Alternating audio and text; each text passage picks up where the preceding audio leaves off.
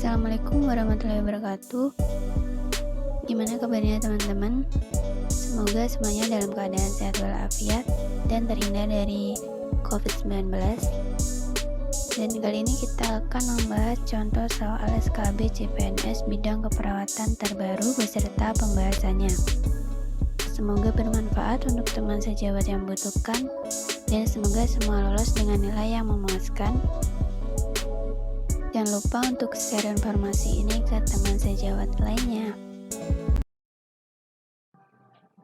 Soal yang pertama, seorang anak perempuan usia 5 tahun dirawat di ruang A Rumah Sakit X. Perawat DL akan memberikan obat cefotaxime 250 mg secara intravena. Tersedia obat vial 1 gram dalam 10 cc. Berapa cc obat yang harus diambil perawat dari vial tersebut? A 2,00 cc, B 2,25 cc, C 2,50 cc, D 2,75 cc, atau E 3,00 cc. Untuk menjawabnya, pada soal tersebut diketahui dosis ordernya yaitu 250 mg.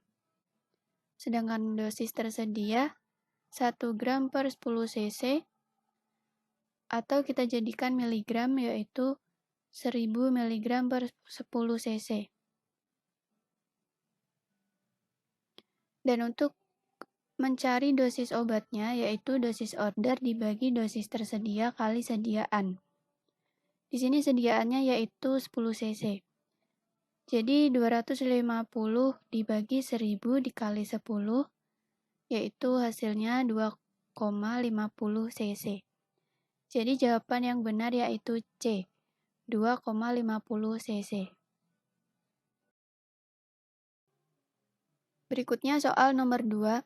Seorang anak laki-laki berusia 5 tahun dibawa orang tuanya ke rumah sakit dengan keluhan demam sudah 3 hari. Ibunya mengatakan pasien tidak selera makan, kadang-kadang muntah dan terlihat bibir pecah-pecah. Diagnosa sementara anak mengalami demam berdarah. Perawat akan melakukan pemeriksaan Rampelit test. Sebelumnya, perawat melakukan cuci tangan. Apakah tindakan keperawatan selanjutnya pada kasus di atas? A. Menghitung MAP, B. Mengukur tekanan darah, C. Mengobservasi adanya peteki, D. Menahan tekanan pada nilai MAP, atau E. Menurunkan tekanan secara perlahan-lahan.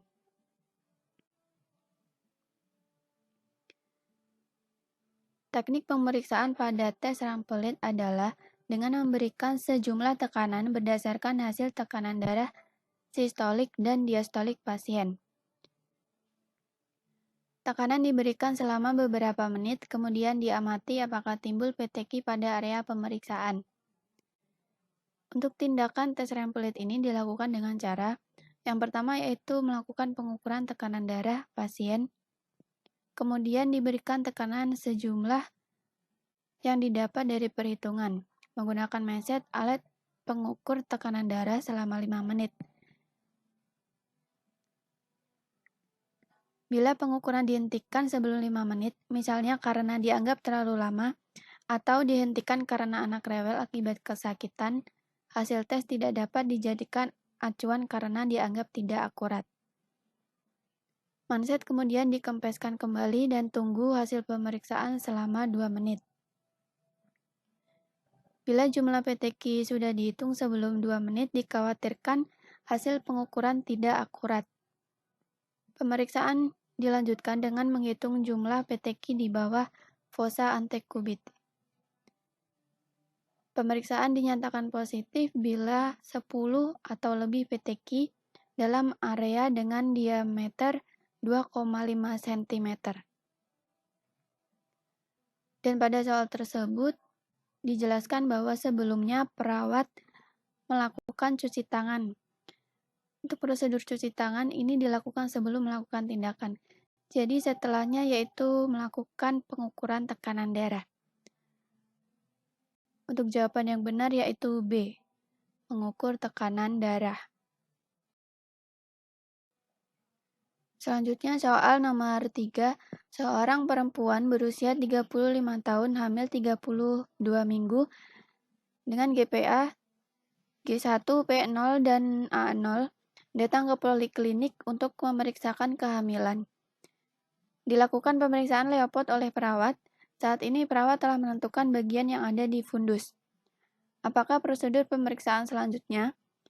A. Mengukur DJJ, B. Mengukur TBJ, C. Mengukur TVU, D. Menentukan letak punggung, atau E. Menentukan janin masuk PAP. Pada soal tersebut, dijelaskan bahwa perawat telah menentukan bagian yang ada di fundus. Ini merupakan pemeriksaan Leopard 1. Dan untuk prosedur pemeriksaan selanjutnya yaitu Leopard 2. Menentukan letak punggung dan bagian dada janin. Jadi untuk jawaban yang benar yaitu D, menentukan letak punggung. Selanjutnya soal nomor 4. Seorang perempuan berusia 35 tahun akan menjalani proses melahirkan dengan cara operasi sesar. Klien telah siap dan dibawa ke ruang bersalin. Perawat sedang melakukan tindakan untuk mempertahankan perfusi darah yang membawa oksigen ke dalam janin. Apakah posisi klien yang harus diatur perawat?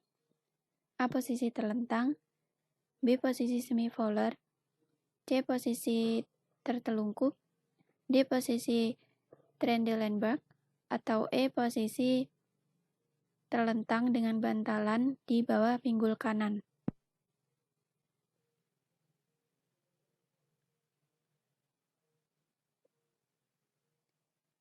Dan jawaban yang benar yaitu A. Posisi terlentang.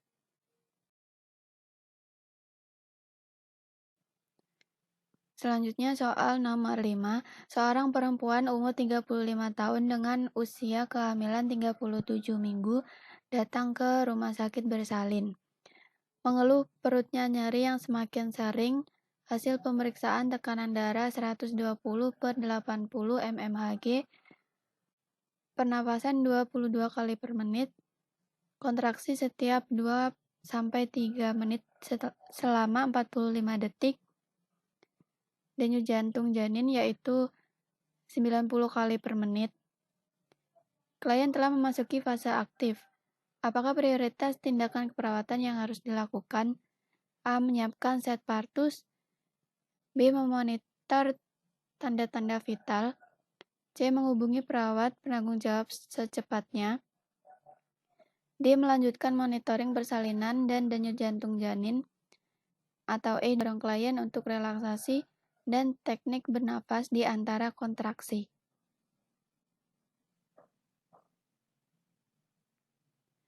Dan prioritas tindakan keperawatan yang harus dilakukan yaitu A. Menyiapkan set partus. Selanjutnya soal nomor 6. Nyonya DL umur 35 tahun datang ke puskesmas pada tanggal 16 Juli 2019 untuk memeriksakan kehamilannya. Pernah melahirkan 1 kali dan belum pernah keguguran. Mengeluh mual, kadang-kadang muntah. HPHT pasien yaitu 21 November 2019. Setelah dilakukan pemeriksaan, didapatkan hasil tekanan darah 110/70, nadi 88 kali per menit, suhu 36 derajat Celcius, RR 24 kali per menit, dan hasil palpasi tinggi fundus uteri yaitu 3 jari di bawah pusat atau 33 cm. Janin tunggal hidup intrauterin, puka, presentasi kepala belum masuk panggul. DJJ 144 kali per menit. Mengeluh nyeri punggung. Taksiran persalinan klien tersebut adalah A. 26 Agustus 2020, B. 27 Agustus 2020, C. 28 Agustus 2020, D. 29 Agustus 2020, atau E. 30 Agustus 2020. Dan untuk menentukan taksiran persalinan yaitu tanggal HPHT ditambah 7, dan untuk bulannya dikurangi 3, untuk tahunnya ditambah 1. Jadi hasil yang didapatkan yaitu 28 Agustus 2020. Untuk jawaban yang benar yaitu C. 28 Agustus 2020. Selanjutnya soal nomor 7. 3 anak laki-laki berusia sekitar 18-24 bulan sedang bermain. Mereka bermain melempar dan mengambil bola, di mana masing-masing anak memiliki bola. Mereka bermain dengan bolanya sendiri tanpa menghiraukan bola temannya. Apakah klasifikasi permainan pada kasus tersebut? A. Skill play, B. Parallel play, C. Solitary play, D. Associative play, atau E. Cooperative play. Skill play merupakan permainan untuk meningkatkan keterampilan anak, khususnya motorik kasar dan motorik halus.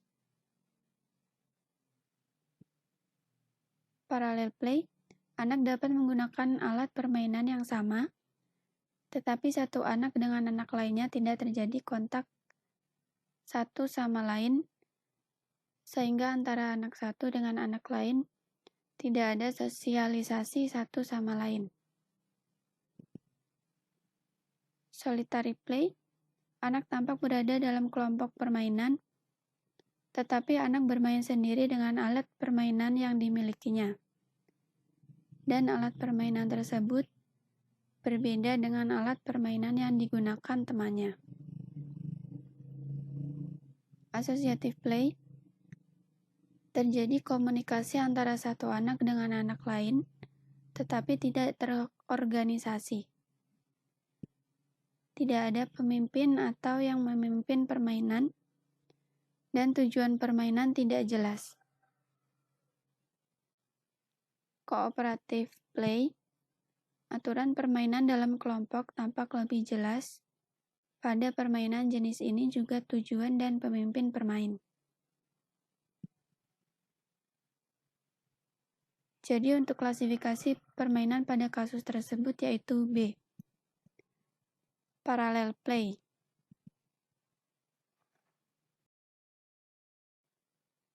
Selanjutnya soal nomor 8. Seorang anak usia 18 bulan sudah mampu melakukan aktivitas seperti sudah bisa memegang piring dengan kuat, mampu makan menggunakan sendok, bisa membuka halaman buku, belajar menyusun balok-balok sederhana, dan mulai senang naik tangga tetapi masih dengan bantuan. Yang termasuk aktivitas motorik kasar pada kasus tersebut adalah A. Bisa membuka halaman buku, B. Mampu makan menggunakan sendok, C. Belajar menyusun balok-balok, D. Sudah bisa memegang piring dengan kuat, atau E. Mulai senang naik tangga tetapi masih dengan bantuan.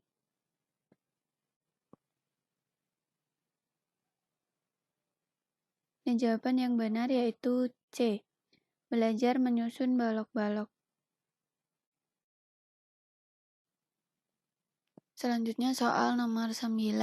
Seorang perawat sedang memberikan bimbingan antisipasi kepada ibu-ibu yang memiliki anak usia 1-3 tahun di pendidikan anak usia dini. Perawat menjelaskan tentang harapan-harapan dan sikap yang realistis dalam menghadapi keadaan mengompol dan buang air besar di celana pada anak. Bimbingan antisipasi terhadap masalah apakah pada kasus di atas? A. Negativistik, B. Self-assertion, C. Toilet training, D. Sibling rivalry, atau E. Temper tantrum.